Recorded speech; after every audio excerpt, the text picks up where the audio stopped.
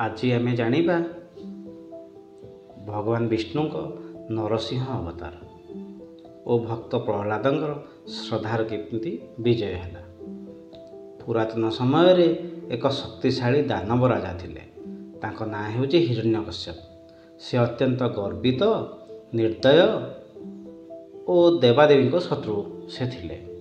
से विष्णु भक्त को अत्यंत घृणा करुले, कारण विष्णु द्वारा तांकर भाई हिरण्याक्ष वध कराइथिला।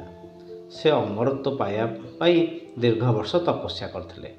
दीर्घ वर्ष तपस्या कला परे से ब्रह्मा को प्रसन्न करथिले। तापरे से ब्रह्मा को एक अद्भुत वर मागिथिले। से कौन मागिथिले? से मागिथिले जे मते मनीष मारि परिबो नाही कि पशु मारि परिबो नाही। मु दिन रे मरिबी नाही कि राति रे मरिबी नाही। मु घरे मरिबी नाही कि बाहर मरिबी नाही। मु अस्त्र रे मरिबी नाही कि शस्त्र रे मरिबी नाही। ब्रह्मा तांको एही वर प्रदान करथिले। एही वर पाई से अत्यंत शक्तिशाली हो जाते। हिरण्यकश्यप असह्य मदर मतवाला थिला। से देवता ऋषि मनुष्य समस्त को दमन करी समस्त को भय देखैथिला। हिरण्यकश्यप घरे एक पुत्र जन्म है। ता ना होची प्रहलाद। किंतु से तांको बापा को नुहे, से विष्णु का भक्त थिला। प्रहलाद माँ गर्भकाल ऋषि नारद संगे थिले। से नारायण नाम शुणी एवं से पवित्र नाम शिशु प्रहलाद हृदय में बसीगला। छोट बेले प्रहलाद सबुबले भगवान को भजन करुला। ओम नमो नारायण। यह शुणी हिरण्यकश्यप क्रोधर जली उठिला।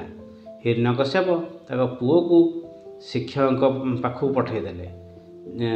कहले शिक्षक को ये जमती सब देवता को भूलीज, तेणु आउ सब राक्षस मान को पूजा करिवो बा सेमान को मन रखिवो। किंतु यह हैला नहीं। से प्रहलाद कहले भगवान विष्णु मो पई सब किछि। तापरे हिरण्यकश्यप प्रहलाद को साप जो उठी गुड़ाए से जगह को फिंगिला, किंतु साप तार किछि कलेनी। तापरे ताको नियारे जळैला प्रहलाद को, किंतु से जळिले नहीं।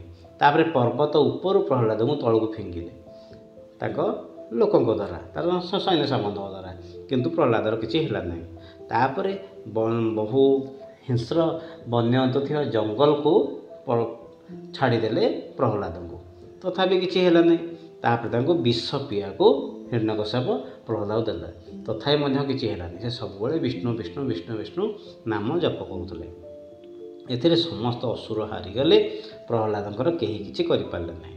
से थिला प्रहलाद थिला नारायणकर श्रेष्ठ भक्त, विष्णुकर श्रेष्ठ भक्त।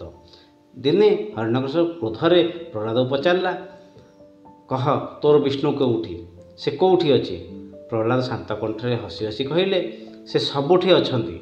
हिरण्यकश्यप रागरे एक खंब को पादरे हाणला और पचारला ए खंबरे कौन विष्णु तोर अछंती?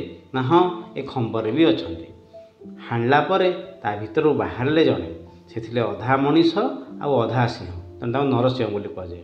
आउ से तांको नख रे तांको नख हीरा भली चमकुला। से तांको चक्षु अग्नि रे दाह होई उठुला। तेणु से कौन कले? से आसिक हिरण्यकश्यप को विदारण कले। घर नुह कि बाहर नुह, एरुंडी ठीक ताको विदारण कले।